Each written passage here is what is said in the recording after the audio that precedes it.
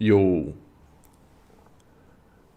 I had the Ragnarok AMA yesterday. So, renting cards. Yes, there's a capped amount of NFTs. And in order for people to not just hoard them, right? Because if you have a capped amount of NFTs and you think the game's going up, then maybe you hoard it and you don't play. And, you don't want that to an extent in the game. You want people to actually use it. So what the renter market does, it's a no-brainer. If you're hoarding your cards, you might as well rent them out, right? Because you'll be making money. And this whole aspect is, if you think of these cards like houses, right? Like you have renters and you have houses. Not everybody's going to own a house, but there should always be a healthy rental market. That's the goal here. A lot of top players probably won't own the cards. In the future, new players, they might not own a whole deck, or they might not own all the cards that they want. Like renting is going to be infinitely better and more efficient for hardcore players than like trying to go fucking buy 10 cards that could be, who knows what the prices are going to be. But the point is, rentals are going to be a really big deal. This is a spectator-like sport. You go in and you can think of it as you have assets that are abundantly available, right? If you go play a sports team, you're supplied with the stadium, you're supplied with all the gear, all the stuff, right? Jersey, all the stuff you need, and then you play.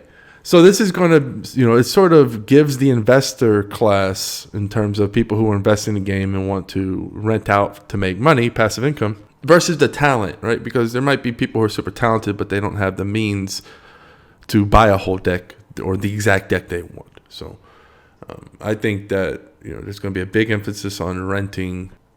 He brought up EXP coins earned from the renting cards. Yes. So if you rent, it's just like delegating on Hive, right? If you delegate Hive to somebody and they curate, they get the rewards, right? It's the same thing with renting. You get the EXP coins. And that's what brings the market, right? Because people can then rent and earn EXP coins.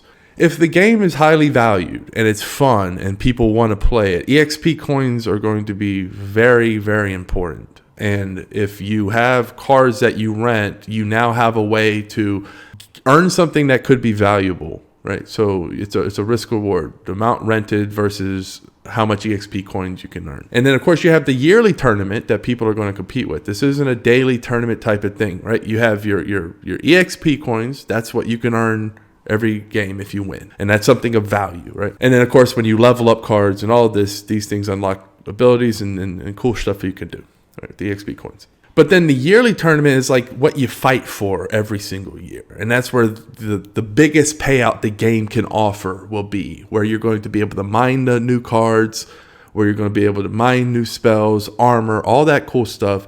Plus, you're going to be getting a share of the interest from that HBD that's been locked up, right? So if you think of the cards rolling out, like Bitcoin, you're mining these things out every year, and then they hit a cap, right? And then from there, you would think that there would be enough in-game items, right, from the years of competing, from people needing to refill and buy into Ragnarok and all this stuff. There would be enough HBD in there to add a lucrative yearly payout.